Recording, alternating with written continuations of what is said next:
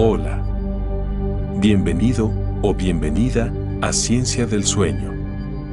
Si estás aquí ahora mismo, probablemente estás buscando exactamente lo que este canal tiene para ofrecerte: un lugar tranquilo, una voz que no te pida nada urgente y una historia que pueda seguir a tu propio ritmo. Tal vez estés en la cama. Tal vez las luces ya estén apagadas o casi apagadas. Tal vez tengas puestos los auriculares y el mundo exterior haya quedado al otro lado de la puerta. Si es así, perfecto. Estás exactamente donde debes estar. Esta noche vamos a hacer un viaje. No en avión, no en tren, ni siquiera en coche. Vamos a viajar en el único vehículo que puede llevarnos realmente lejos: la imaginación, guiada por la ciencia. El destino es el pasado profundo. Un pasado tan antiguo que las montañas que conocemos hoy no existían, los océanos dibujaban otras costas y la vida en este planeta tenía formas que solo hemos podido descubrir guardadas en la piedra. Vamos a hablar de los dinosaurios. Sí, los dinosaurios. Esas criaturas extraordinarias que han fascinado a la humanidad desde que empezamos a encontrar sus huesos enterrados en la tierra, sin saber muy bien qué eran al principio. Algunos pensaron que eran dragones. Otros, gigantes bíblicos. Otros simplemente abrieron mucho los ojos y dijeron: bueno, esto es muy grande para ser normal. Y tenían razón. Pero esta noche no vamos a hacer un documental acelerado lleno de rugidos y batallas. No vamos a correr. No vamos a sobresaltarnos. Vamos a caminar, muy despacio, por uno de los capítulos más largos y fascinantes que la vida ha escrito en este planeta. Así que, si puedes, ponte cómodo ahora mismo. Estira las piernas. Ajusta la almohada. Afloja los hombros. Suelta el aire despacio. Bien.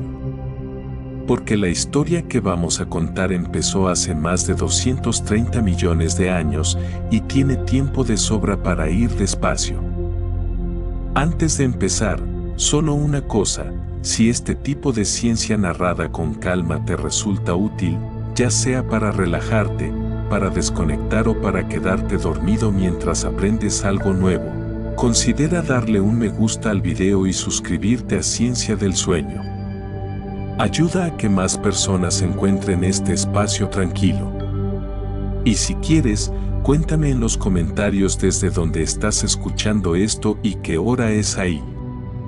Me encanta saber que este canal llega a los rincones más tranquilos del mundo, ya sea medianoche en Madrid, las 2 de la mañana en Ciudad de México, o una tarde lluviosa de domingo en Buenos Aires. Eres muy bienvenido aquí. Y ahora sí, vamos a empezar desde el principio. Desde mucho antes de los dinosaurios. Desde el mundo que los precedió. Para entender el ascenso de los dinosaurios, hay que entender primero el mundo en el que surgieron. Y ese mundo era, en muchos sentidos, un mundo roto. Retrocedamos hasta hace unos 252 millones de años. Estamos en el límite entre el Pérmico y el Triásico. Y en ese límite, algo terrible ocurrió. Algo tan enorme, tan devastador, que los científicos lo llaman la Gran Mortandad. O también la Gran Extinción del Pérmico-Triásico. Y el nombre no exagera. Aproximadamente el 90% de todas las especies marinas desaparecieron. Cerca del 70% de los vertebrados terrestres, es decir, los animales con columna vertebral que vivían en tierra, también se extinguieron. Los ecosistemas que habían tardado millones de años en construirse se derrumbaron. Los mares se vaciaron. Los bosques ardieron.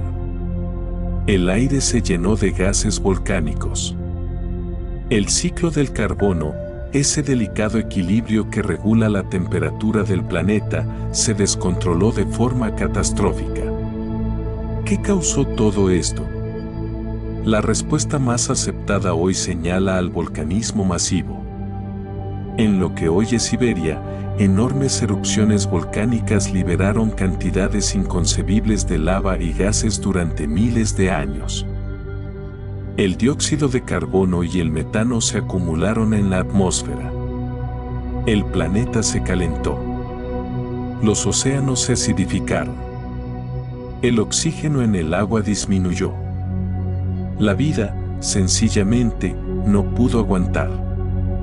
Imagina un planeta que antes estaba lleno de sonido, el croar de los anfibios en los pantanos, el movimiento de los grandes herbívoros entre la vegetación, los insectos zumbando en la oscuridad y ahora, silencio. Un silencio que no es de paz, sino de ausencia. Ese silencio duró millones de años. Los primeros millones de años del Triásico fueron lentos, difíciles y extraños. La Tierra estaba en modo recuperación. Los ecosistemas tardaron en reconstruirse. Hubo periodos en los que la vida parecía dar un paso adelante y luego 2 pasos atrás, golpeada por nuevas oleadas de calor o de sequía. El mundo que emergió de ese caos era muy diferente al que había existido antes.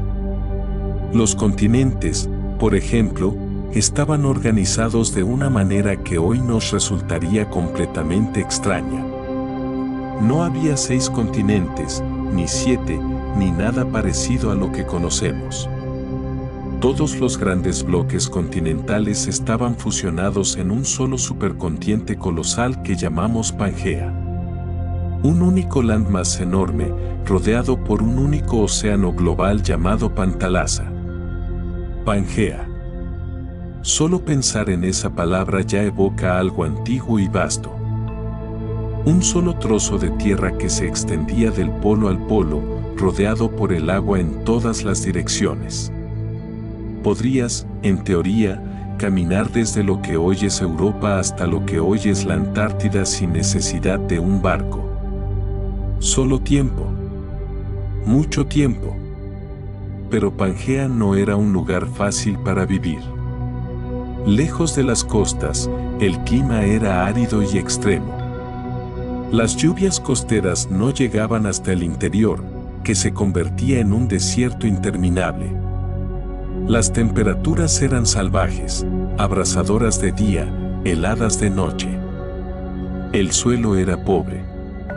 La vegetación, donde existía, era dura, seca, resistente.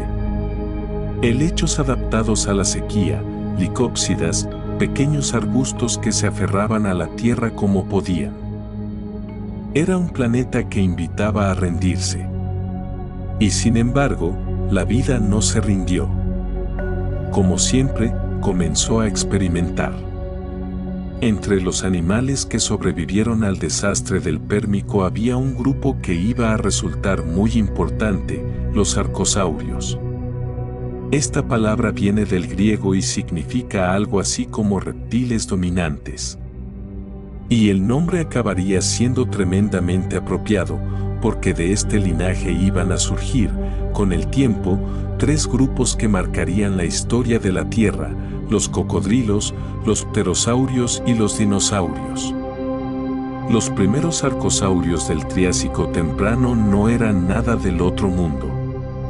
Eran criaturas modestas, adaptadas a un mundo hostil. Pero tenían algo importante, una anatomía que evolucionaba en la dirección correcta. Patas más erguidas, pulmones más eficientes, cuerpos que podían moverse mejor con menos energía.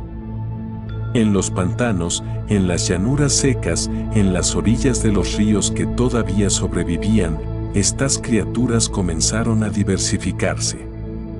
Algunos eran pequeños depredadores de insectos. Otros, más grandes, cazaban vertebrados. Algunos se parecían vagamente a los cocodrilos. Otros tenían formas que no se parecen a nada que conozcamos hoy. Y en ese contexto, en ese mundo todavía sacudido por los ecos de la extinción, empezó a tomar forma algo nuevo. Algo que no era todavía un dinosaurio, pero que se estaba convirtiendo en el molde a partir del cual los dinosaurios iban a surgir. Uno de esos animales se llamaba Euparkeria. Era una criatura pequeña, de menos de medio metro de largo, que vivía en lo que hoy es Sudáfrica. No era un dinosaurio, pero era lo que los paleontólogos llaman un arcosaurio inicial y tenía características que apuntaban hacia algo, una postura más erguida de lo habitual, proporciones del cuerpo que sugieren una agilidad fuera de lo común para su época y pulmones que probablemente funcionaban mejor que los de sus contemporáneos. Si lo vieras hoy, tal vez pensarías que es una especie de lagartija rara. Pero ese animal pequeño y aparentemente sin importancia era parte de una conversación evolutiva que tardaría millones de años en resolverse. Una conversación cuya conclusión, cuando llegara, cambiaría el mundo. Deja que el silencio del Triásico temprano te acompañe un momento. Cierra los ojos si quieres. Imagina ese mundo, árido, caliente, casi vacío. Un planeta que respira despacio, recuperándose. Y en algún rincón de Pangea, una pequeña criatura mueve sus patas erguidas entre los helechos secos, sin saber que su linaje está a punto de convertirse en los dueños de la Tierra. Hace aproximadamente 230 millones de años, en algún lugar del Triásico Medio, apareció el primer dinosaurio. O al menos eso es lo que nos dicen los fósiles más antiguos que hemos encontrado hasta ahora. La ciencia siempre se reserva el derecho a corregirse, y es posible que en el futuro aparezca algún fósil más antiguo en algún lugar que todavía no hemos excavado. Eso es parte de lo que hace a la paleontología tan fascinante. Siempre hay una posibilidad de que el próximo descubrimiento lo cambie todo. Pero con lo que sabemos hoy, los primeros dinosaurios surgieron en el Triásico Medio, probablemente en la región que hoy llamaríamos Sudamérica. Y no eran lo que imaginas. Cuando la gente piensa en dinosaurios, suele pensar en cosas grandes. En el Tiranosaurio Rex con sus enormes mandíbulas. En el Diplodocus con su cuello interminable. En el Triceratops con sus 3 cuernos apuntando hacia el cielo. Pero los primeros dinosaurios no eran nada de eso. Eran pequeños, ágiles, discretos. Si los vieras en el campo, tal vez los confundirías con una lagartija un poco rara o con un ave primitiva que hubiera olvidado cómo volar. Uno de los dinosaurios más antiguos que conocemos se llama Eoraptor. Su nombre significa ladrón del alba. No es el más creativo de los nombres, pero cumple su función. Era pequeño, de unos 90 centímetros de largo, bípedo, con manos pequeñas y dientes adaptados para una dieta mixta que incluía tanto plantas como pequeñas presas animales. Vivía en lo que hoy es Argentina, en una región que en el Triásico era una mezcla de llanuras secas y bosques dispersos bajo un calor intenso. Otro de los dinosaurios más primitivos que conocemos es el Herrerasaurus. Este era algo más grande y claramente más carnívoro, con mandíbulas más poderosas y garras más pronunciadas. También de Argentina. Vivió hace aproximadamente 230 millones de años y es uno de los primeros depredadores del linaje dinosauriano que tenemos bien documentados. Lo interesante de estos animales es que, si los comparas con sus contemporáneos, no parecen particularmente impresionantes. En el Triásico había otras criaturas más grandes, más intimidantes, más establecidas. Los Rawisuchios, por ejemplo, eran arcosaurios que podían alcanzar varios metros de longitud y eran los depredadores más poderosos de su tiempo. Los aetosaurios eran herbívoros acorazados con aspecto de lagarto blindado. Los grandes anfibios, aunque en declive, seguían siendo parte del paisaje. Los primeros dinosaurios no dominaban nada. Eran los recién llegados. Los que se movían por los márgenes. Los que sobrevivían no por ser los más fuertes, sino por ser los más eficientes. Y ahí está la clave. Los dinosaurios tenían una ventaja que, en el mundo del Triásico, resultó ser enormemente importante: su postura. La mayoría de los reptiles de aquella época, como sus descendientes modernos los lagartos y cocodrilos, se movían con las patas extendidas hacia los lados, en lo que llamamos una postura semierguida o espalmada. Si has visto caminar a un lagarto, sabes de qué hablo: ese movimiento ondulante del cuerpo, con las patas que empujan desde los lados. Este tipo de locomoción funciona, pero tiene limitaciones. Consume mucha energía. Limita la velocidad. Y sobre todo, hace muy difícil respirar mientras se corre, porque el movimiento lateral del cuerpo comprime los pulmones con cada zancada. Los dinosaurios, en cambio, tenían las patas directamente debajo del cuerpo, en lo que llamamos una postura erguida o columnar. Como nosotros, o como los elefantes, los caballos o las vacas.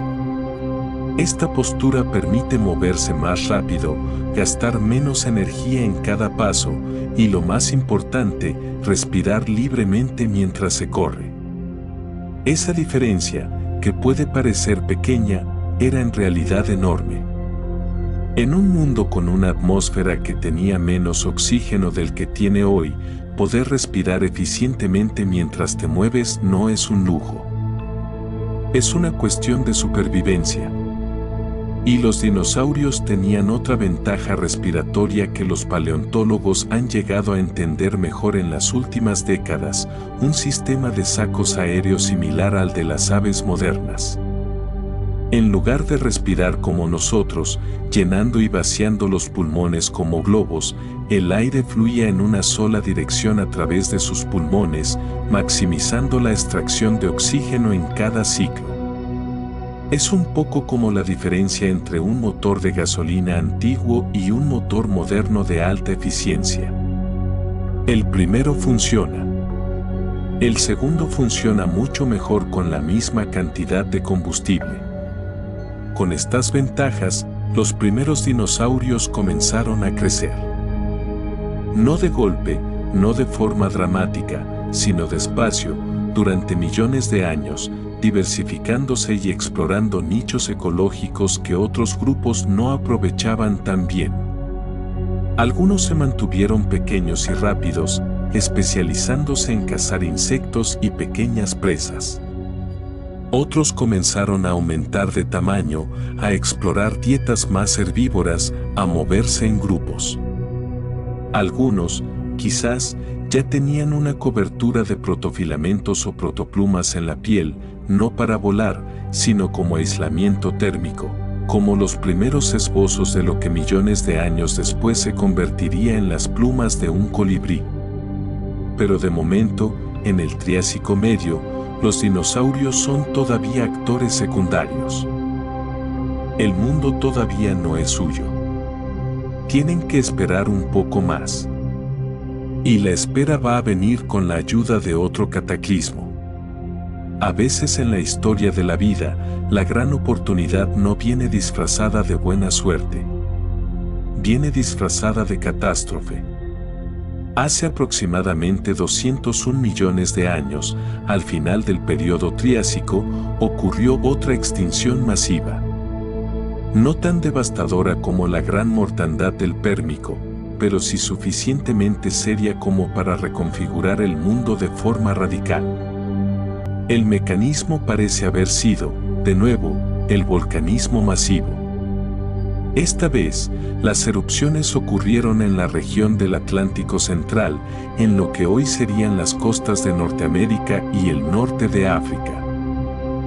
Durante un tiempo geológicamente breve, enormes cantidades de lava fluyeron a la superficie, liberando gases que alteraron la composición de la atmósfera y desestabilizaron el clima. El efecto sobre los ecosistemas fue severo. Muchos de los grupos que habían dominado el Triásico desaparecieron o quedaron muy reducidos. Los grandes anfibios desaparecieron casi por completo de los ecosistemas terrestres. Los rauisuquios, esos depredadores arcosaurianos que habían mantenido a los dinosaurios en los márgenes, también se extinguieron. Muchos de los grupos de reptiles que habían llenado los nichos ecológicos durante el Triásico simplemente desaparecieron. Y los dinosaurios sobrevivieron. No porque fueran inmunes a la extinción.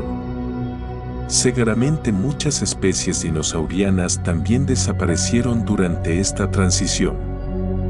Pero el linaje en conjunto aguantó, y cuando el polvo se asentó y los ecosistemas comenzaron a reorganizarse, los dinosaurios se encontraron en una posición que nunca antes habían tenido, con el camino despejado.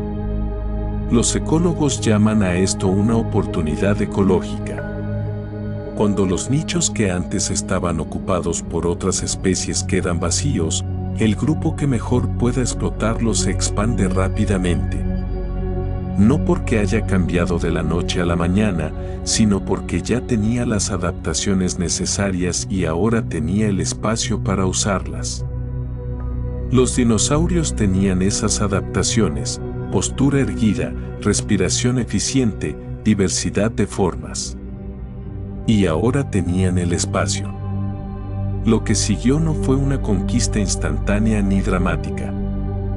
Fue una expansión gradual, lenta, medida en millones de años, que los llevó a ocupar cada rincón del ecosistema terrestre. Los herbívoros se hicieron más grandes. Los carnívoros siguieron sus pasos, en tamaño y diversidad. Las formas pequeñas e insectívoras siguieron existiendo, ocupando sus propios nichos en los márgenes del bosque. Fue, en muchos sentidos, una de las historias evolutivas más notables que la vida ha producido en este planeta. No la de un solo animal extraordinario, sino la de un linaje completo que, de forma silenciosa y persistente, fue tomando posesión del mundo. Y mientras esto ocurría, Pangea también seguía cambiando. El supercontinente no era estático. Las fuerzas del interior de la Tierra continuaban empujando y separando los bloques continentales. Las primeras grietas empezaron a aparecer en la masa de Pangea, comenzando a dividirla en lo que más tarde se convertiría en Laurasia al norte y Gondwana al sur. Los mares comenzaron a inundar nuevas zonas. El clima se suavizó en algunas regiones, se hizo más húmedo, más favorable para la vegetación. Y con más vegetación, más oportunidades para los herbívoros. Y con más herbívoros, más oportunidades para los carnívoros. El ciclo de la vida, girando despacio pero con una fuerza imparable. Los dinosaurios, en el umbral del Jurásico, estaban listos. Más de 160 millones de años de dominancia esperaban al otro lado de esa puerta geológica. Y la puerta, muy despacio, estaba abriéndose. El Jurásico. Ese nombre tiene un sonido especial, ¿verdad? Pesado, antiguo, evocador. Hay algo en el que ya huele a helechos gigantes y a pisadas que hacen temblar el suelo. El período Jurásico duró desde hace unos 201 millones de años hasta hace unos 145 millones de años. Esos son aproximadamente 56 millones de años. Para poner eso en perspectiva, los primates, el grupo de mamíferos al que pertenecemos nosotros, los chimpancés y los gorilas, existen desde hace unos 65 millones de años. Es decir, el Jurásico duró casi tanto como toda la era de los primates. El mundo del Jurásico era diferente al del Triásico en aspectos importantes. El clima se volvió más cálido y más húmedo en muchas regiones. Los mares internos comenzaron a invadir zonas que antes eran tierra seca. La separación de Pangea continuó, abriendo nuevas costas y rutas marítimas que modularon el clima continental. Y toda esa humedad, todo ese calor moderado, se tradujo en vegetación. Mucha vegetación. El Jurásico fue una era verde. Helechos del tamaño de árboles, cicadas que formaban bosques densos, coníferas que se elevaban hasta los 20 o 30 metros de altura, colas de caballo gigantes en los márgenes de ríos y pantanos. Era un mundo de verde sobre verde, con ríos brillantes bajo un sol que calentaba sin quemar. Y en ese mundo de abundancia vegetal, los dinosaurios herbívoros tuvieron la oportunidad de su vida. Los saurópodos. Los saurópodos. Hagamos un momento de silencio por estos animales, porque merecen uno. Los saurópodos son los animales más grandes que han existido jamás en tierra. No hay nada que se les compare en toda la historia de la vida. Su grupo incluye nombres que cualquier niño de 4 años puede recitar de memoria: Diplodocus, Brontosaurus, Apatosaurus, Brachiosaurus y docenas más. Todos ellos comparten un diseño básico: 4 patas robustas como columnas, un cuerpo enorme y barrigón, un cuello larguísimo que se estira hacia adelante como una manguera en busca de agua, y una cola igualmente larga que balancea el peso por detrás. ¿Por qué tan largos los cuellos? Esa es una de las preguntas más debatidas en paleontología. La explicación más intuitiva es que un cuello largo les permitía alcanzar las hojas en lo alto de los árboles, como hacen las jirafas hoy, pero a una escala mucho mayor. Otros investigadores proponen que los cuellos largos podían servir también para barrer grandes áreas de vegetación baja sin mover el cuerpo, ahorrando energía. Y algunos incluso sugieren que el cuello pudo haber tenido funciones de exhibición sexual, similar a los cuernos o las plumas en otras especies. Probablemente la verdad sea una combinación de todo esto. La evolución rara vez produce estructuras con una sola función. Lo que sí está claro es que los saurópodos eran máquinas de comer.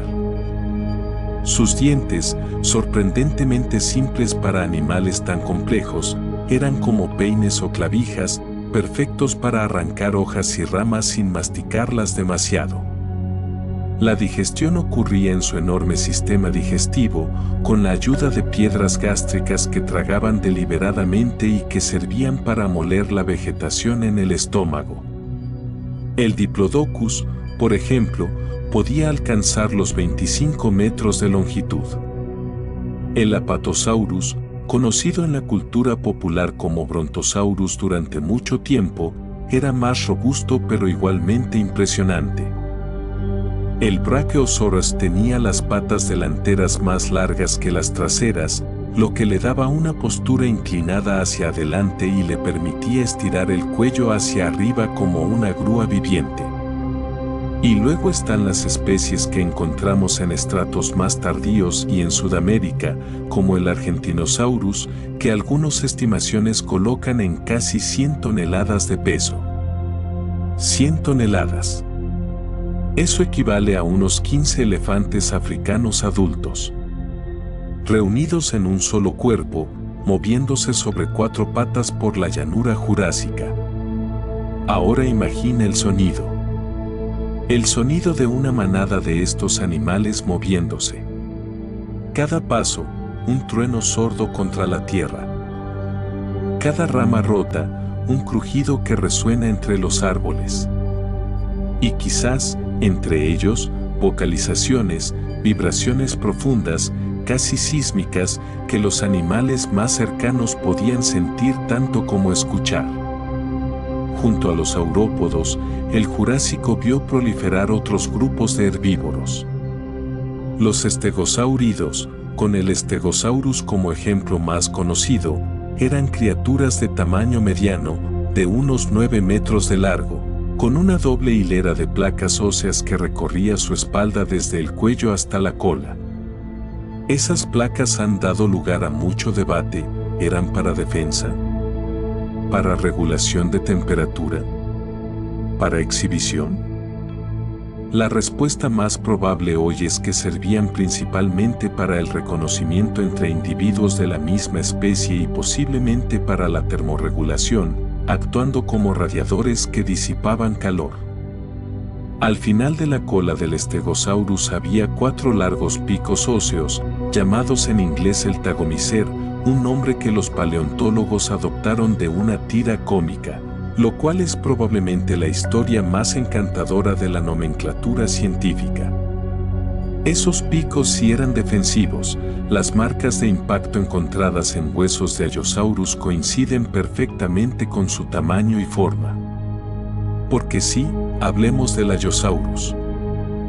Con tanta vegetación y tanta carne herbívora deambulando por el Jurásico, era inevitable que los depredadores también crecieran. El Allosaurus era el gran carnívoro del Jurásico norteamericano. Un terópodo de 9 metros de longitud, bípedo, con una cabeza relativamente grande equipada con dientes cerrados y curvados hacia atrás para aferrar presas y desgarrar carne. Sus brazos eran poderosos y sus garras, considerables. A diferencia del Tiranosaurio Rex, que vendría mucho después, el Allosaurus tenía brazos relativamente grandes y funcionales. Era más esbelto, más ágil. Si el T-Rex es el martillo de los depredadores, el Allosaurus es el bisturí. ¿Cazaba en manadas? ¿Atacaba en solitario? ¿Era en parte carroñero? Los debates continúan, pero lo que sí sabemos es que el Allosaurus era el apex predator de su ecosistema, y convivía con, y probablemente cazaba, a los grandes saurópodos que vagaban a su alrededor. Imagina eso por un momento. Un animal de 9 metros cazando a animales de 25 metros. No es imposible si ataca a individuos jóvenes, enfermos o heridos. Y los registros fósiles, incluyendo marcas de dientes en huesos de saurópodos, sugieren que exactamente eso ocurría. Pero el Jurásico no era solo tierra. Los cielos ya estaban habitados. Los pterosaurios, esos reptiles voladores que no eran dinosaurios pero sí sus parientes cercanos, ya llevaban millones de años conquistando el aire. En el Jurásico, diversificaron enormemente. Algunos eran del tamaño de un gorrión. Otros, ya en este periodo, alcanzaban envergaduras de varios metros. Todos compartían el mismo diseño básico, alas formadas por una membrana de piel extendida a lo largo de un enorme dedo cuarto alargado, cuerpos ligeros gracias a huesos huecos y, en muchos casos, elaboradas crestas en la cabeza cuya función exacta sigue siendo debatida. Una cosa importante que merece la pena mencionar aquí es que los pterosaurios no eran dinosaurios. Son parientes de los dinosaurios, surgidos del mismo tronco arcosaurio, pero son un grupo distinto. Del mismo modo que un cocodrilo no es un dinosaurio, un pterosaurio no es un dinosaurio. Son, digamos, primos.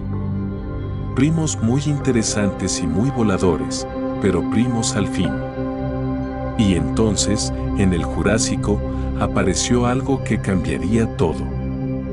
Archaeopteryx. Este pequeño animal, descubierto en el siglo XIX en las pizarras de Solnhofen, en Alemania, es uno de los fósiles más famosos e importantes de la historia de la paleontología. A primera vista, podría confundirse con un ave. Tenía plumas. Tenía alas. Tenía la forma general de un pájaro. Pero también tenía dientes, una cola larga con huesos y garras en las alas. Características claramente reptilianas. Características de dinosaurio. El Archaeopteryx vivió hace unos 150 millones de años y representa uno de los eslabones más claros que tenemos entre los dinosaurios terópodos y las aves modernas. No era exactamente un pájaro, pero tampoco era exactamente un dinosaurio sin más. Era la transición en proceso. Era la evolución con las manos en la masa. Si podía volar de verdad o solo planear es un debate que continúa, pero su existencia confirma algo que hoy es un hecho científico establecido: las aves no descienden de los dinosaurios. Las aves son dinosaurios.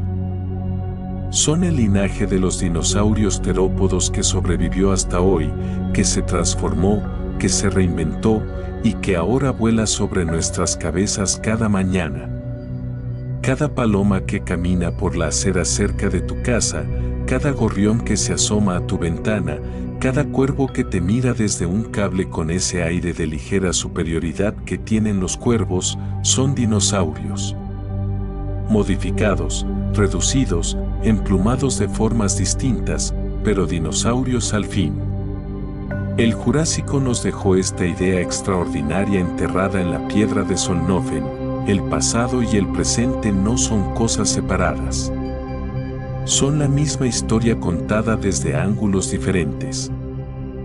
Si el Jurásico fue la edad de los gigantes, el Cretácico fue la edad de la diversidad. El período Cretácico comenzó hace unos 145 millones de años y duró hasta hace 66 millones de años. 79 millones de años. Más tiempo del que los mamíferos han existido desde la extinción de los dinosaurios no avianos. Y durante todo ese tiempo, los dinosaurios no dejaron de cambiar, de especializarse, de explorar nuevas formas de ser dinosaurios. El mundo del Cretácico era diferente al del Jurásico en aspectos importantes. La fragmentación de Pangea había continuado. Laurasia, en el norte, y Gondwana, en el sur, seguían dividiéndose en los continentes que hoy reconocemos, aunque las costas no coincidían todavía con las actuales. En Norteamérica, un mar interior poco profundo dividía el continente en dos grandes masas de tierra a lo largo de lo que hoy es las Grandes Llanuras. Este mar de Bearpaw, como se lo conoce, cubría buena parte del centro de Estados Unidos actual, convirtiendo Norteamérica en dos islas continentales separadas por agua tibia y poco profunda.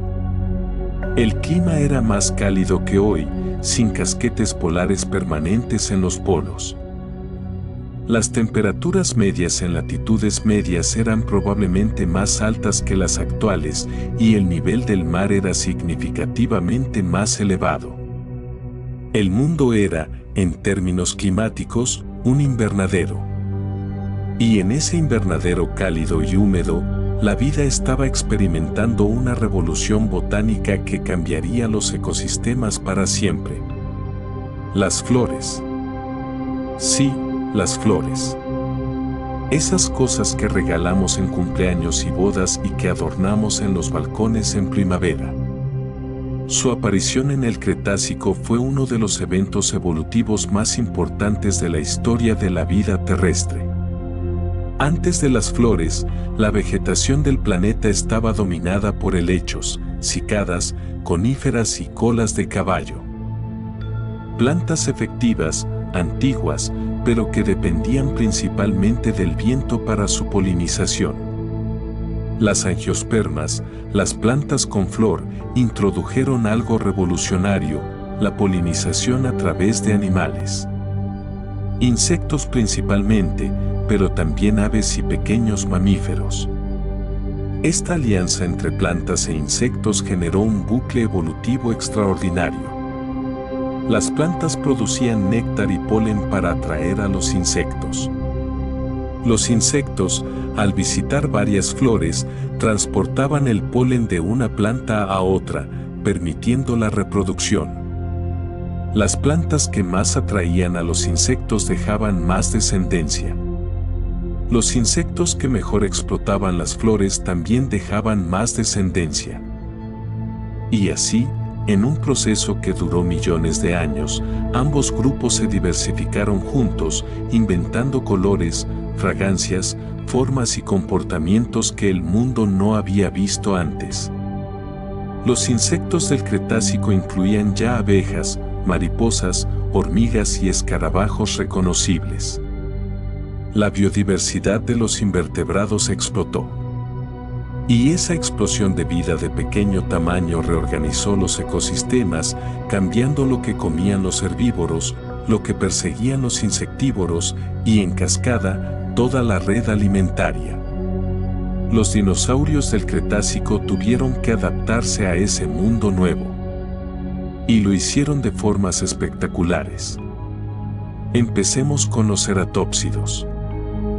Los ceratópsidos son el grupo de dinosaurios que incluye al Triceratops, al Styracosaurus, al Pachyrhinosaurus y a docenas de otras especies, todas ellas con el mismo plan básico: un cráneo enorme con una gola o collarín de hueso en la parte posterior y varios cuernos en el rostro.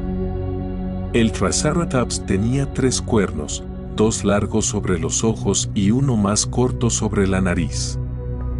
El Styracosaurus tenía una gola adornada con largas espinas óseas que apuntaban hacia afuera como rayos de un sol. El Pachyrhinosaurus tenía una masa rugosa de huesos sobre la nariz en lugar de un cuerno afilado. ¿Para qué servían todos esos adornos? La respuesta corta es, probablemente para varias cosas a la vez. La defensa frente a depredadores era una función posible, pero los cuernos y golas también variaban mucho entre especies de la misma región geográfica, lo que sugiere que también servían para el reconocimiento de especie y para la competencia sexual. En otras palabras, los cuernos no eran solo armas. Eran también tarjetas de presentación. El Triceratops es quizás el herbívoro más icónico del Cretácico. Podía alcanzar los 9 metros de longitud y pesar entre 6 y 12 toneladas. Su cabeza sola podía medir más de 2 metros, lo que la convierte en una de las estructuras craneales más grandes que ha producido cualquier animal terrestre. Y sin embargo, ese animal enorme pasaba sus días masticando vegetación, moviéndose en manadas por las llanuras y riberas del Cretácico norteamericano. Luego estaban los anquilosaurios. Si los ceratópsidos eran los tanques del Cretácico, los anquilosaurios eran las fortalezas móviles. Cubiertos de placas óseas llamadas osteodermos que formaban una armadura casi completa sobre su espalda, y con algunas especies como el Ankylosaurus dotadas de una enorme masa ósea al final de la cola que podía fracturar huesos con un solo golpe. El Ankylosaurus medía unos 7 metros de longitud y estaba tan bien blindado que incluso su párpado era de hueso. Era, en esencia, un animal al que era muy difícil matar. Y aún así, había depredadores que lo intentaban. Los hadrosaurios, o dinosaurios de pico de pato, eran uno de los grupos herbívoros más exitosos y numerosos del Cretácico. Su característica más famosa es la batería dental. En lugar de unos pocos dientes grandes, tenían cientos o incluso miles de dientes pequeños dispuestos en varias filas, reemplazándose continuamente. Era un molino dental perfectamente diseñado para procesar vegetación dura. Algunos estimados sugieren que el Edmontosaurus y sus parientes cercanos tenían hasta 1000 dientes en uso y en reserva en cualquier momento dado. Muchos hadrosaurios tenían también elaboradas crestas en la cabeza, especialmente el famoso Parasaurolophus, cuya cresta tubular y curva podía alcanzar más de 1 metro de longitud. Se cree que estas crestas eran cámaras de resonancia que amplificaban los sonidos que producían, algo como instrumentos de viento naturales. Los hadrosaurios probablemente se comunicaban con vocalizaciones bajas y resonantes que podían escucharse a grandes distancias. Imagina una manada de Parasaurolophus moviéndose por una llanura cretácea, con sus crestas rojas y naranjas brillando bajo el sol, emitiendo esas notas profundas que se propagaban por el aire tibio entre los árboles en flor. No es tan difícil de imaginar. Solo requiere cerrar los ojos y dejar que el pasado se cuele por los bordes. Y entonces está el protagonista que todo el mundo estaba esperando. El Tyrannosaurus Rex. El T-Rex. El monarca de la carne. El más famoso de todos los depredadores que haya existido jamás sobre la faz de la Tierra. El Tiranosaurio Rex vivió en el Cretácico tardío, hace entre 68 y 66 millones de años. Era, por lo tanto, contemporáneo del Triceratops, del Edmontosaurus y del Ankylosaurus. Vivió en lo que hoy es el oeste de Norteamérica, en un periodo en que esa región tenía un clima cálido y húmedo con amplias llanuras costeras y ríos meandrizantes. Medía hasta 12 metros de longitud. Pesaba entre 8 y 10 toneladas. Sus dientes podían ser tan largos como un plátano y eran tan fuertes que podían romper hueso con facilidad. No es exageración decir que el T-Rex tenía la mordedura más poderosa de cualquier animal terrestre que haya existido, o al menos está entre las más poderosas que hemos podido medir o calcular. Esos brazos diminutos que generan tanto humor popular, los brazos del T-Rex eran en realidad bastante fuertes, pero pequeños en relación al tamaño del cuerpo. No servían para atrapar presas, de eso se encargaba la enorme cabeza y la mordedura.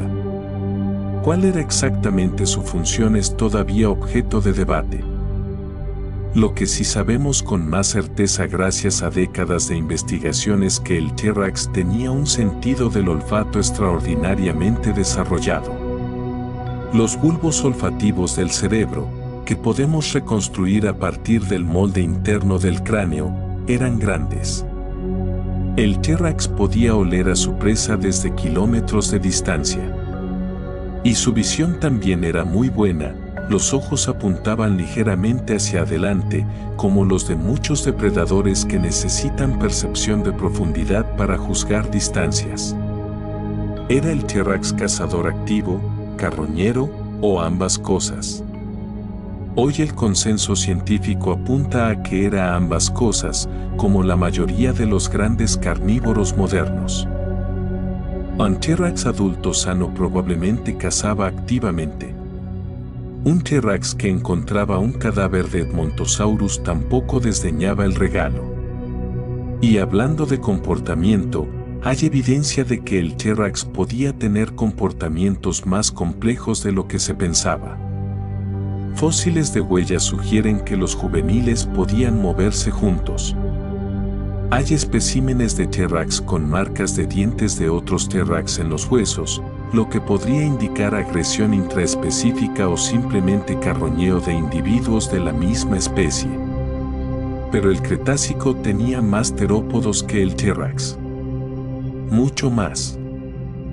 El Velociraptor, tan famoso gracias al cine, era en la realidad un animal de apenas 70 centímetros de altura en la cadera y unos 2 metros de longitud total.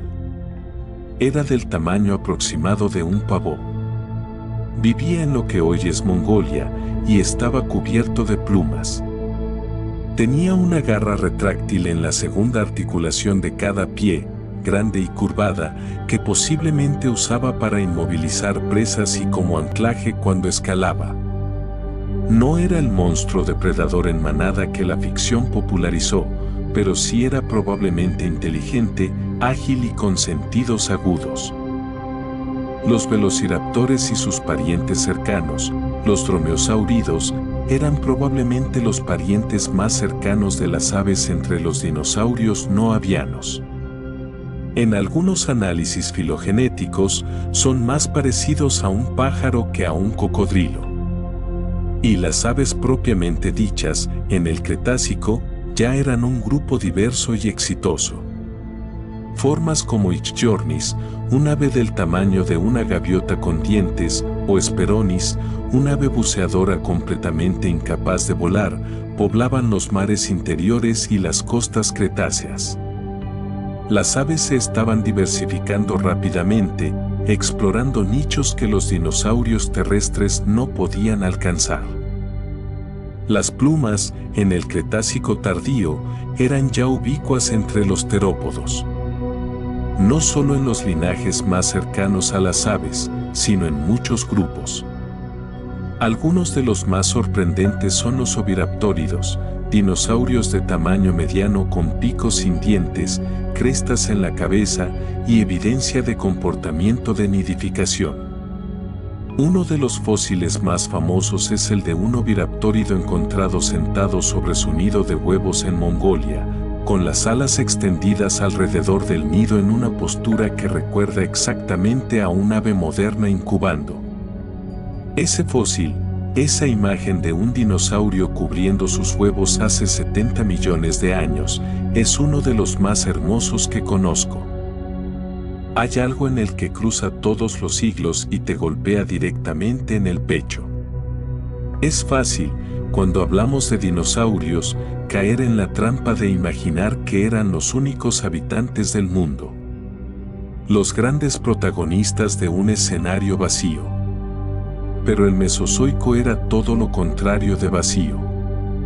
Los dinosaurios existían dentro de una red de vida tan compleja, tan entretejida y tan viva como cualquier ecosistema moderno. Y comprender esa red es comprender mejor a los propios dinosaurios. Empecemos por los cielos. Los pterosaurios, esos reptiles voladores emparentados pero distintos de los dinosaurios, dominaron los cielos del Mesozoico durante más de 160 millones de años. En el Cretácico, alcanzaron sus formas más extremas. Quetzalcoatlus, uno de los pterosaurios más grandes jamás descubiertos, podía tener una envergadura de 10 a 12 metros. Para hacerse una idea, eso es comparable a una avioneta pequeña. Era el mayor animal volador que ha existido jamás. Y cuando estaba en tierra, caminaba en 4 patas con las alas plegadas, erguido como una jirafa extraña, alcanzando quizás 4 o 5 metros de altura en posición vertical. ¿Qué comía? Probablemente presas terrestres, pequeños dinosaurios, mamíferos, lo que pudiera atrapar en tierra. La imagen de Quetzalcoatlus que los paleontólogos manejan hoy es la de un predador en tierra tan como en el aire, algo así como un enorme marabú estilizado que también volaba. Otros pterosaurios del Cretácico tenían elaboradas crestas en la cabeza que los hacen parecer criaturas de ciencia ficción. El Nyctosaurus tenía una cresta que parecía un mástil de velero. El Pteranodon, quizás el más conocido, tenía una cresta ósea que apuntaba hacia atrás desde la cabeza.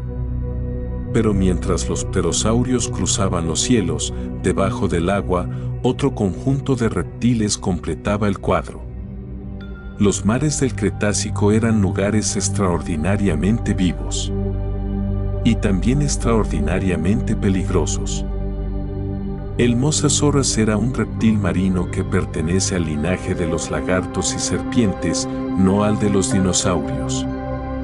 Podía alcanzar los 15 o 20 metros de longitud, con mandíbulas dobles articuladas que le permitían engullir presas grandes. Era el depredador ápice de los océanos cretáceos. Si el T-Rex era el rey de la tierra, el Mosasaurus era el rey del mar.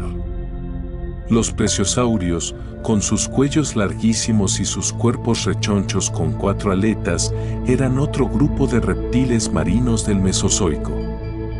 No son dinosaurios ni parientes directos, son su propio linaje reptiliano especializado para la vida acuática. Los plesiosaurios de cuello largo, como el Elasmosaurus, podían tener cuellos que representaban casi la mitad de su longitud total. Los pliosaurios, una variante de cuello más corto y cabeza enorme como el Kronosaurus, eran depredadores más activos y veloces. Son ellos, en buena medida, los responsables de las leyendas de monstruos marinos que han persistido en la cultura humana. La silueta de un plesiosaurio de cuello largo emergiendo del agua se parece mucho a ciertas descripciones del monstruo del lago Ness. No hay monstruos en el lago Ness, por supuesto. Pero hay algo hermoso en la idea de que la memoria del pasado profundo haya dejado un eco tan persistente en nuestra imaginación. Y en tierra, en las sombras del mundo dominado por los dinosaurios, había otro grupo que estaba esperando su momento. Los mamíferos. En el Mesozoico, los mamíferos eran pequeños. Muy pequeños, en su mayoría. Cuerpos del tamaño de una musaraña o de un ratón. Activos principalmente de noche. Comedores de insectos, de gusanos, de pequeños vertebrados, de lo que pudieran encontrar en los márgenes de los grandes ecosistemas dinosaurianos. Pero no eran simples. Los mamíferos del Mesozoico, a medida que se acercaba el final del Cretácico, estaban diversificándose. Había formas que planeaban entre árboles, formas que excavaban, formas que nadaban, incluso formas que, según un famoso fósil de China, se atrevían a atacar a pequeños dinosaurios. Ese fósil, en el que un mamífero llamado Repenomamus permanece aplastado junto a un joven dinosaurio, con restos de ese dinosaurio en su estómago, es una de las imágenes más subversivas del Mesozoico. Los mamíferos no eran solo las presas de los dinosaurios. A veces, la situación era al revés. Y luego estaban los insectos. En el Cretácico, los insectos estaban en plena explosión evolutiva de la mano de las plantas con flor. Las abejas, las mariposas, las termitas, las hormigas, todos estos grupos aparecieron o se diversificaron en este periodo. Los insectos polinizadores y las plantas con flor coevolucionaron en un baile intrincado que transformó los ecosistemas y que todavía continúa hoy. Imagina una tarde cretácea en lo que hoy sería el sur de los Estados Unidos. El sol cae sobre un campo de magnolias primitivas. Las abejas tempranas zumban entre las flores. Anathmantasaurus, inmenso y tranquilo, mastica las hojas de un árbol cercano. Un troodon pequeño y veloz acecha entre la hierba alta, sus ojos grandes captando los movimientos de un pequeño mamífero nocturno que ha salido demasiado pronto. En el cielo, un pterosaurio describe un arco silencioso sobre el río. Todo conectado. Todo dependiente. Todo vivo. Ese fue el mundo del Cretácico. Un mundo complejo, rico y lleno de historias que apenas empezamos a entender. Y que estaba a punto de cambiar de una forma que ningún habitante de ese mundo podría haber anticipado. Hace 66 millones de años, en algún momento de lo que ahora llamaríamos finales de año, el cielo sobre la península de Yucatán, en México, se iluminó de una manera que ningún dinosaurio había visto jamás. Y ninguno volvería a ver. Un asteroide de aproximadamente 10 kilómetros de diámetro, el tamaño aproximado del monte Everest, viajaba a más de 60.000 kilómetros por hora cuando entró en la atmósfera terrestre. Tardó menos de un segundo en atravesarla. El impacto ocurrió en lo que hoy es el norte de la península de Yucatán, creando un cráter de más de 180 kilómetros de diámetro que aún existe, enterrado bajo sedimentos, y que llamamos el cráter de Chicxulub. Este es el punto del guión en el que normalmente se espera dramatismo. Música épica, imágenes de explosiones, dinosaurios corriendo en pánico. Pero el Sleepy Scientist no funciona así. Así que vamos a contar lo que ocurrió con calma. Porque la magnitud de este evento no necesita dramatismo para ser asombrosa. La energía liberada por el impacto fue equivalente a varios miles de millones de bombas atómicas detonando simultáneamente en un punto. La roca alrededor del impacto se vaporizó. La onda de choque viajó alrededor del planeta. A grandes distancias, los bosques comenzaron a arder encendidos por las partículas de roca fundida que cayeron del cielo como lluvia de fuego. Y entonces llegó lo que los científicos llaman el invierno de impacto. Las partículas vaporizadas de roca, polvo y hollín de los incendios globales ascendieron a la estratosfera, donde permanecieron durante meses, años, quizás décadas, bloqueando la luz solar. Sin luz solar, la fotosíntesis se detuvo. Las plantas murieron. Y sin plantas, los herbívoros empezaron a morir de hambre. Y sin herbívoros, los carnívoros lo siguieron. No fue instantáneo. La extinción del final del Cretácico fue un proceso que se desarrolló durante semanas, meses, años. Los dinosaurios no desaparecieron el mismo día que cayó el asteroide. Murieron en una secuencia de colapsos en cascada, primero la falta de luz, luego la falta de plantas, luego la falta de presas, luego la falta de depredadores. La cadena alimentaria se deshizo eslabón por eslabón. Los océanos también sufrieron. Los plancton, esas criaturas microscópicas que forman la base de la cadena alimentaria marina, murieron en enormes cantidades cuando la luz solar desapareció. Los corales blequearon y murieron. Los ammonites, esos moluscos de concha enrollada que habían existido durante más de 300 millones de años, desaparecieron para siempre.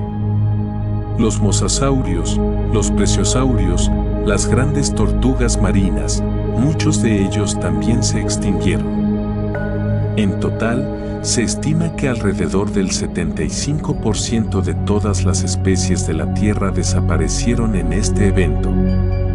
La quinta gran extinción masiva en la historia de la vida.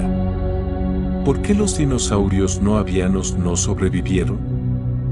Es una pregunta que merece una respuesta cuidadosa, porque los dinosaurios no fueron los únicos que murieron.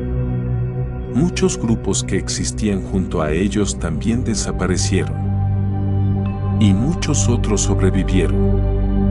La pregunta real no es por qué murieron los dinosaurios, sino por qué sobrevivieron las aves, los mamíferos, las tortugas, los cocodrilos, los lagartos y las serpientes. El tamaño importa. En una extinción de este tipo, los animales grandes son los más vulnerables, porque necesitan mucha más energía para sobrevivir y los recursos escasean enormemente. Los dinosaurios no avianos grandes, como el tiranosaurio rex o el triceratops, simplemente no podían sobrevivir en un mundo sin suficiente alimento para sustentarlos. La dieta también importa. Los animales con dietas flexibles, capaces de comer muchas cosas diferentes, sobreviven mejor que los especialistas. Los mamíferos pequeños del Cretácico podían comer insectos, semillas, raíces, hongos, detritos. Tenían opciones donde los grandes herbívoros no las tenían. Y la reproducción importa. Los mamíferos dan a luz crías vivas a las que alimentan con leche. Pueden reproducirse relativamente rápido. Los grandes dinosaurios tardaban años en alcanzar la madurez sexual y producían huevos que tardaban meses en incubar. En un mundo en crisis, la velocidad reproductiva es una ventaja enorme. Las aves, pequeñas, de dieta flexible y capaces de volar para encontrar recursos en lugares distantes, estaban en una posición mucho mejor. Muchas especies de aves también se extinguieron, pero algunas sobrevivieron. Y esas pocas, en el mundo vacío que emergió después de la extinción, prosperaron. Hay algo en esta historia que resulta extrañamente tranquilizador si lo piensas desde la perspectiva correcta. Los dinosaurios no fallaron. No eran una forma de vida defectuosa o inferior. Fueron criaturas extraordinarias que dominaron el mundo terrestre durante más de 160 millones de años, diversificándose en formas asombrosas, ocupando cada nicho disponible, adaptándose a cada cambio climático y geológico que el planeta les puso por delante. Y luego llegó algo que nadie podría haber sobrevivido en esas condiciones. Un asteroide no discrimina. No evalúa méritos evolutivos. Es solo física, una roca grande moviéndose muy rápido. Y sin embargo, no todos los dinosaurios murieron. Si te digo que los dinosaurios no se extinguieron del todo, puede que levantes una ceja. Pero es literalmente cierto. Las aves son dinosaurios. Son el linaje de los dinosaurios terópodos que sobrevivió al impacto de Chicxulub y que, en los millones de años siguientes, se diversificó hasta producir las aproximadamente 10.000 especies de aves que existen hoy en el planeta. Los dinosaurios avianos, que ya existían en el Cretácico como un grupo diverso y exitoso, tenían varias ventajas que les permitieron pasar por el cuello de botella de la extinción. Eran pequeños, lo que reducía sus necesidades calóricas. Volaban, lo que les daba acceso a recursos en áreas muy amplias. Muchos eran omnívoros o granívoros, capaces de aprovechar semillas y otros recursos que sobrevivieron al invierno de impacto. Y se reproducían rápido. En los millones de años que siguieron a la extinción, las aves se diversificaron en formas espectaculares. Llenaron los nichos que los dinosaurios no avianos habían dejado vacíos. Aparecieron aves gigantes corredoras que recordaban a los terópodos de los que descendían, los gastornis, los porusracids, enormes aves depredadoras sin vuelo que dominaron algunas regiones durante millones de años. Aparecieron aves acuáticas, aves de praderas, aves de bosque, aves de montaña, aves que cruzaban océanos. Hoy, cuando miras a un cuervo resolver un puzzle para acceder a comida, o cuando escuchas a una cacatúa imitar tu voz con una precisión inquietante, estás viendo el producto de ese linaje de inteligencia que se originó en los terópodos del Cretácico. Cuando un colibrí bate sus alas a 70 veces por segundo y flota inmóvil frente a una flor, estás viendo la misma eficiencia respiratoria que los dinosaurios desarrollaron en el Triásico para aprovechar una atmósfera pobre en oxígeno. Cuando un pingüino bucea a 200 metros de profundidad y aguanta varios minutos sin respirar, estás viendo la adaptabilidad de un linaje que ha sobrevivido a todo lo que el planeta le ha lanzado durante más de 230 millones de años. Los dinosaurios siguen aquí. Simplemente han cambiado de forma. Y hay algo profundamente reconfortante en esa idea. Que la vida encuentra el camino.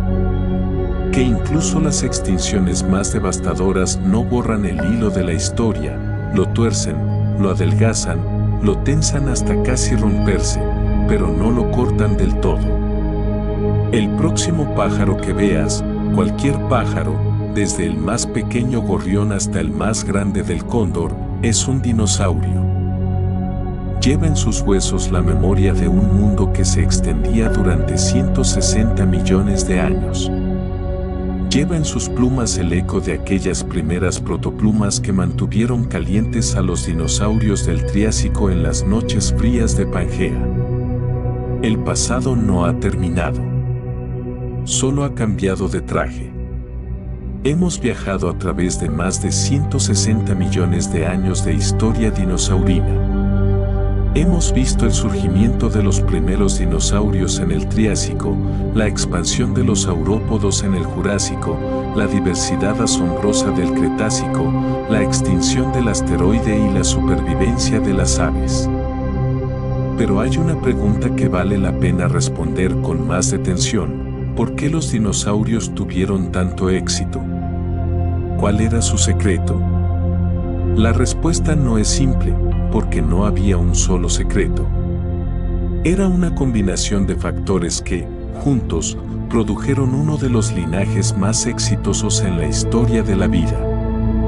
Empecemos por la postura, que ya mencionamos antes pero merece más atención.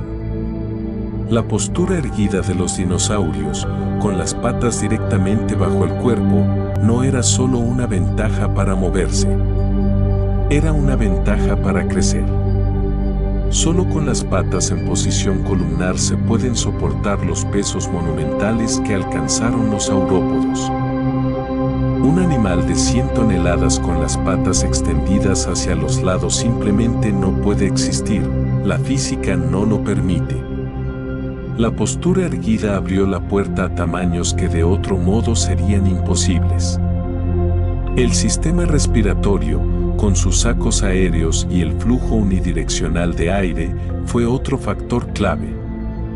Oxigenar eficientemente un cuerpo enorme es un desafío enorme.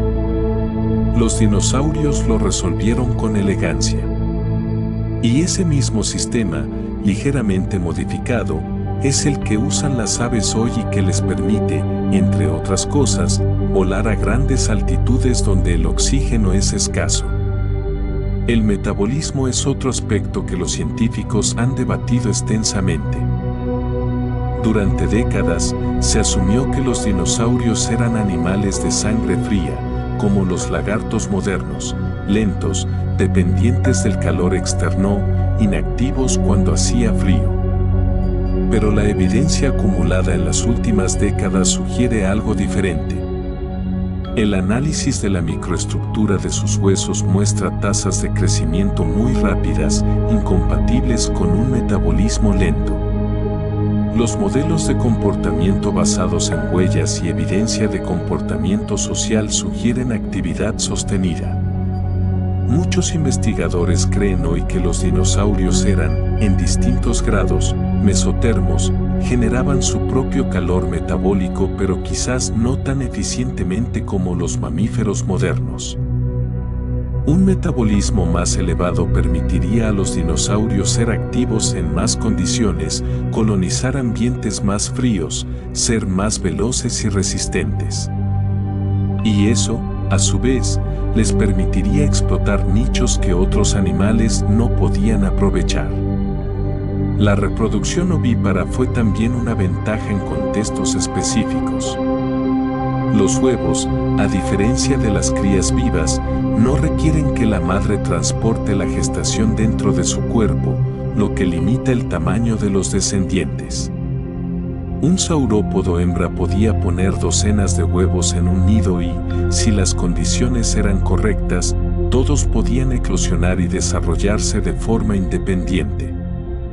Esto permitía producir muchos descendientes a la vez. Y está la diversidad. Quizás el factor más importante de todos. Los dinosaurios no eran un tipo de animal. Eran miles de tipos de animal, adaptados a miles de condiciones diferentes. Herbívoros y carnívoros. Grandes y pequeños. Arbóreos y terrestres. Árticos y tropicales. Cuando el ambiente cambiaba en una dirección, siempre había algún linaje de dinosaurio que podía prosperar en las nuevas condiciones.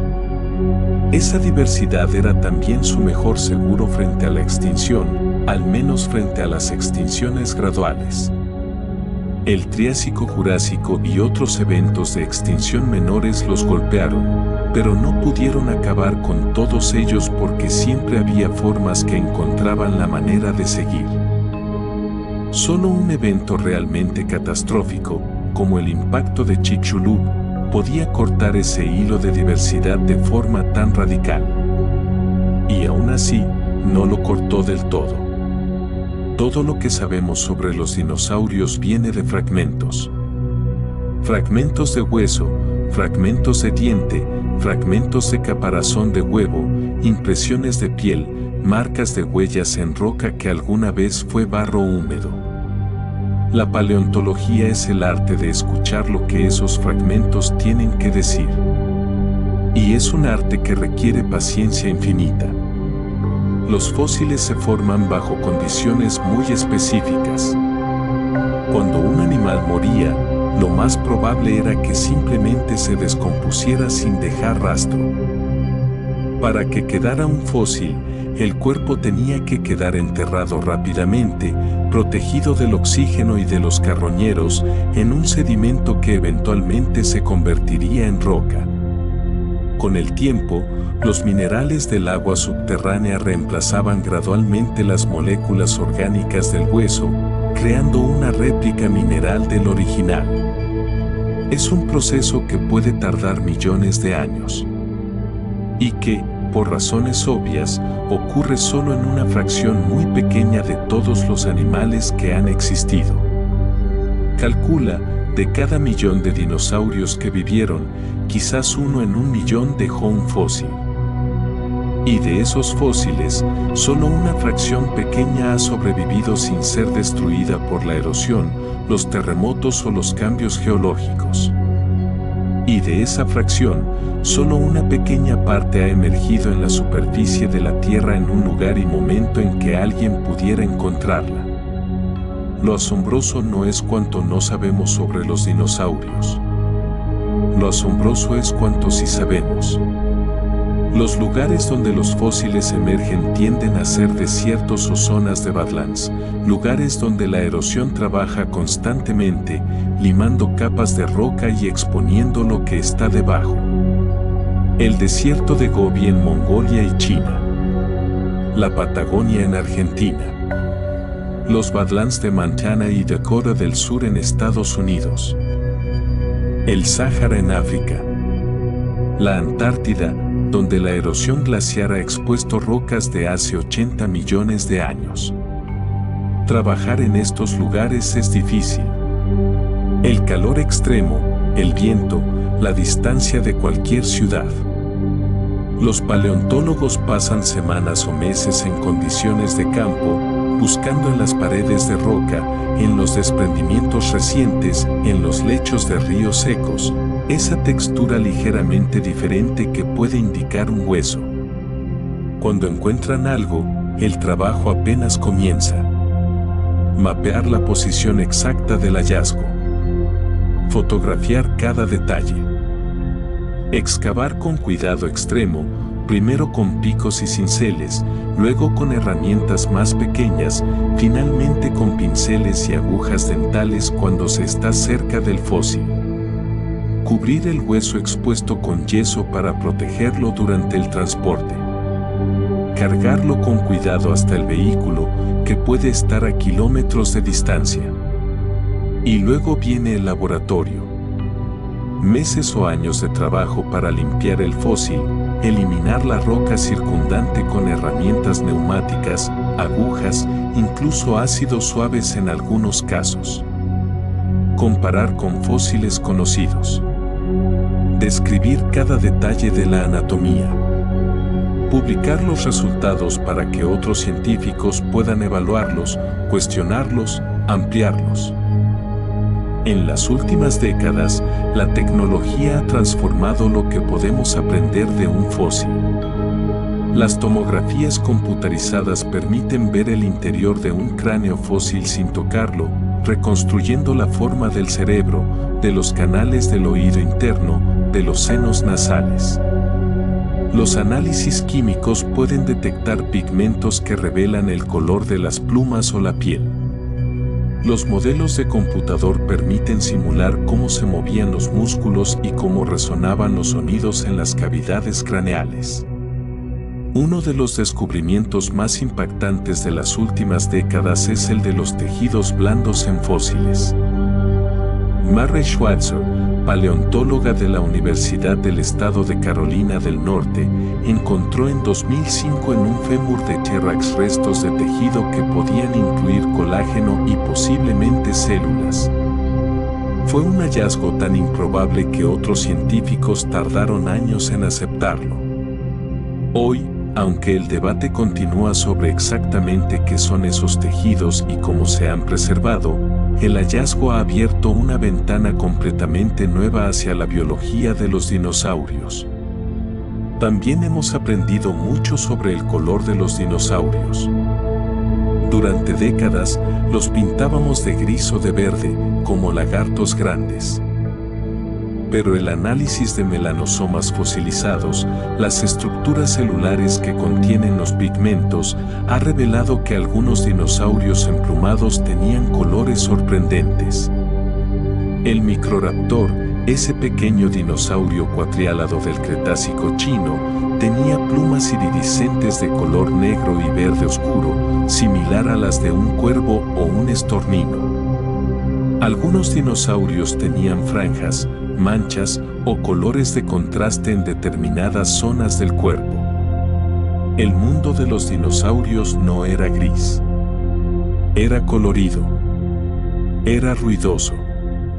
Era lleno de vida y de comportamiento que apenas empezamos a imaginar. Cada año, nuevas especies son descritas. En los últimos 2 decenios, el número de especies de dinosaurios conocidas se ha más que duplicado. Muchas de ellas vienen de China, donde los depósitos del Cretácico temprano han producido fósiles extraordinariamente bien conservados, con impresiones de plumas, de piel, incluso de órganos internos en algunos casos. Y entre los fósiles más conmovedores están los que muestran comportamiento. Las huellas de padres junto a crías. Los nidos con huevos intactos. Los dinosaurios en posición de sueño, con la cabeza apoyada sobre las patas dobladas en una postura que cualquier ave moderna repetiría exactamente. El oviraptórido cubriendo sus huevos con las alas extendidas. Esos momentos congelados en el tiempo nos dicen algo que va más allá de la anatomía. Nos dicen que los dinosaurios vivían, que dormían, que se protegían, que cuidaban de sus crías, que sentían algo, aunque no sepamos exactamente qué, ante sus nidos. La paleontología no es solo el estudio de los muertos. Es el estudio de cómo vivieron los muertos. Y en esa diferencia está toda la magia de la disciplina. Hay algo peculiar en la relación de la humanidad con los dinosaurios. No los conocimos vivos. Nunca los vimos. No nos persiguieron ni los domesticamos ni compartimos el mundo con ellos. Y sin embargo, están en todas partes. En los museos que visitamos de niños, en las películas que nos emocionaron de adolescentes, en los libros de texto que estudiamos en la escuela, en los juguetes con los que jugamos, en los nombres que no podemos pronunciar correctamente pero que de alguna manera sabemos de memoria. ¿Por qué? ¿Por qué los dinosaurios nos fascinan tanto? Empecemos desde el principio. Mucho antes de que existiera la paleontología como ciencia, los seres humanos encontraban huesos enormes en la tierra y se preguntaban qué eran. En China, los huesos de dinosaurios se interpretaron durante siglos como huesos de dragón y se usaban en medicina tradicional. Hay registros escritos de hallazgos de huesos de dragón que datan de hace más de 2000 años. En la mitología griega, los gigantes y otros seres colosales que aparecen en las historias pueden haber sido inspirados, al menos en parte, por los huesos de dinosaurios y otros grandes animales extintos que los griegos antiguos encontraban en el Mediterráneo oriental, una región geológicamente rica en depósitos fósiles. En muchas culturas indígenas de Norteamérica, los fósiles grandes eran interpretados como los restos de criaturas míticas, los Thunderbirds, los monstruos del trueno, animales poderosos que los ancestros habían conocido. No estaban equivocados en lo esencial, estaban mirando los restos de criaturas reales, poderosas, que habían existido en el pasado. Solo les faltaba el contexto científico para entender exactamente qué estaban viendo. El contexto científico llegó en el siglo XIX. En 1842, el paleontólogo británico Richard Owen acuñó el término dinosauria, que en latín científico significa algo así como reptiles terribles o reptiles majestuosos. Era un nombre que transmitía exactamente lo que Owen quería, que estos animales eran algo diferente, algo que merecía su propia categoría. Y desde ese momento, los dinosaurios entraron en la cultura de masas con una velocidad asombrosa. Las últimas décadas del siglo XIX vieron lo que los paleontólogos llaman las guerras de los huesos, o Bone Wars, una rivalidad apasionada y a veces deshonesta entre dos paleontólogos estadounidenses, Othniel Charles Marsh y Edward Trenker Cope, que compitieron ferozmente por quién podía descubrir y nombrar más especies nuevas.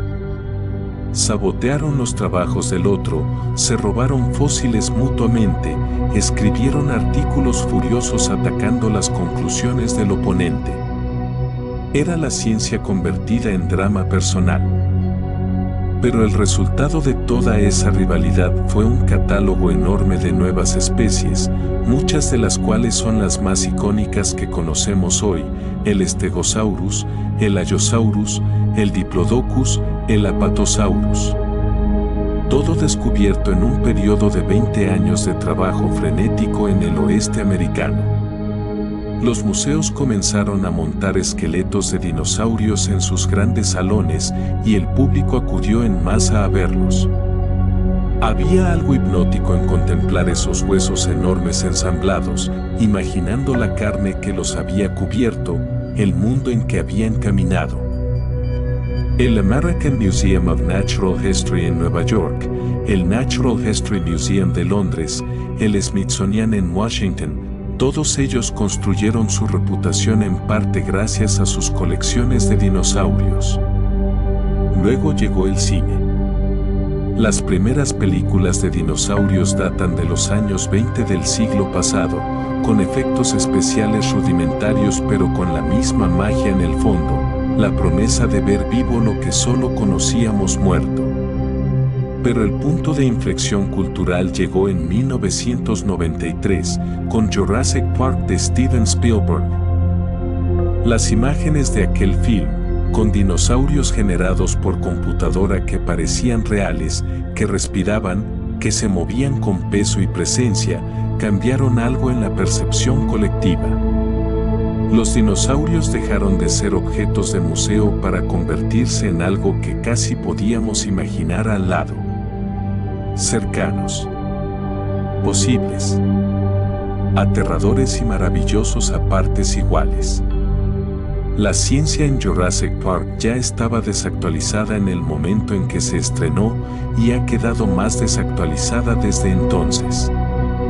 Los velociraptores tenían plumas, no piel escamosa. El T-Rex probablemente no veía en modo película de terror donde el movimiento activa la percepción, como una especie de sensor de movimiento prehistórico. Y clonar un dinosaurio a partir de ADN atrapado en un mosquito en ámbar, bueno, dejémoslo en que hay ciertos obstáculos técnicos que la película prefirió no discutir. Pero no importa. Jurassic Park no era un documental. Era un cuento. Y como cuento, fue extraordinariamente poderoso. Los niños, por supuesto, tienen una relación especial con los dinosaurios. Hay algo en la combinación de enormidad, rareza, y el hecho de que ya no existan que los convierte en el objeto de fascinación perfecto para una mente infantil. Los dinosaurios son fantásticos, pero son reales. Son monstruos, pero son científicos. Están lejos, pero puedes aprender todo sobre ellos con solo ir a la biblioteca o a un museo. Y los niños aprenden los nombres. Los aprenden con una facilidad asombrosa que los adultos envidian en secreto. Un niño de 5 años puede pronunciar correctamente Pachycephalosaurus antes de aprender a leer. Puede distinguir un Triceratops de un Styracosaurus por el número y disposición de los cuernos. Puede decirte que el Brachiosaurus tenía las patas delanteras más largas que las traseras y que el Diplodocus tenía las traseras más largas. Esa capacidad de los dinosaurios para enseñar, sin esfuerzo, sin resistencia, la idea de que el mundo es más complejo y más antiguo de lo que parece, es quizás su mayor legado cultural. Estamos llegando al final de nuestro viaje. Y antes de que el sueño te lleve, si es que no lo ha hecho ya en algún punto entre el Jurásico y la extinción de Chicxulub, me gustaría detenerme un momento aquí, en este último tramo tranquilo. Los dinosaurios nos enseñan muchas cosas sobre ciencia, sobre evolución, sobre geología, sobre los ciclos profundos del cambio climático y la extinción. Sobre cómo leer la historia de la vida en las capas de la roca, como páginas de un libro que se escribió millones de años antes de que existiera alguien capaz de leerlo.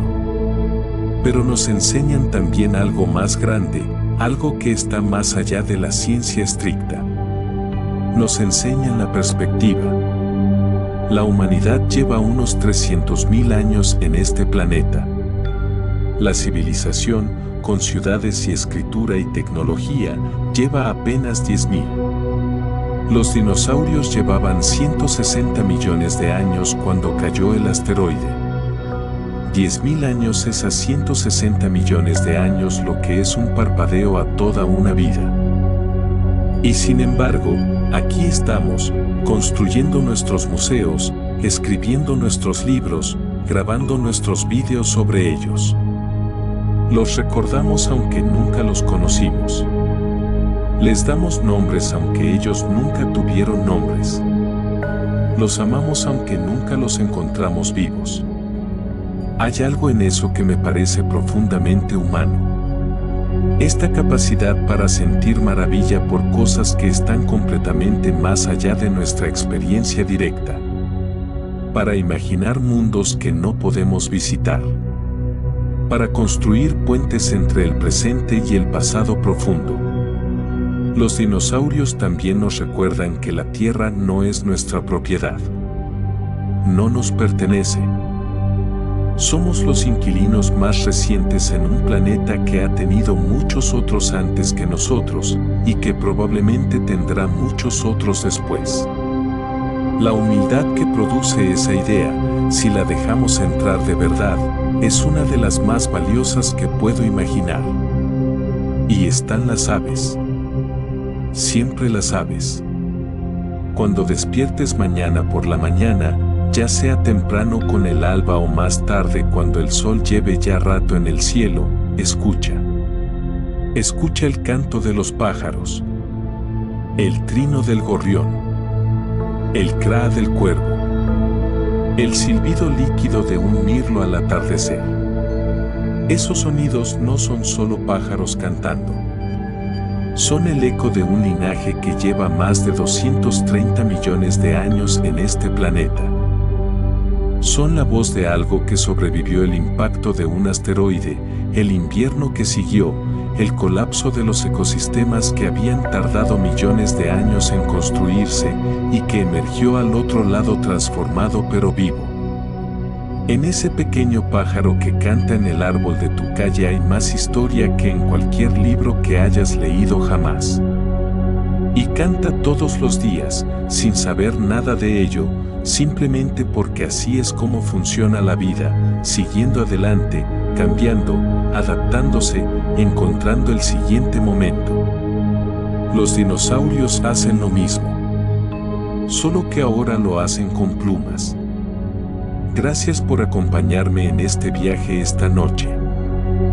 Por Pangea y el Triásico, por los gigantes del Jurásico, por la explosión de diversidad del Cretácico, por la extinción y la supervivencia y el legado que continúa. Si todavía estás despierto, espero que hayas disfrutado del camino. Si te quedaste dormido en algún punto, me alegra haber podido acompañarte hasta ese momento. Antes de irme, una última pregunta: ¿desde dónde estás escuchando esto esta noche? ¿Qué hora es donde tú estás? Me encanta saber que este rincón tranquilo llega a personas en todos los rincones del mundo, en todas las horas de la noche o del día. Si este tipo de historias te ayudan a relajarte, a desconectar, a aprender algo nuevo mientras te quedas dormido, considera suscribirte a Ciencia del Sueño. Ayuda a que más personas encuentren este espacio. Y ahora sí, cierra los ojos. Deja que el silencio del Mesozoico te rodee suavemente.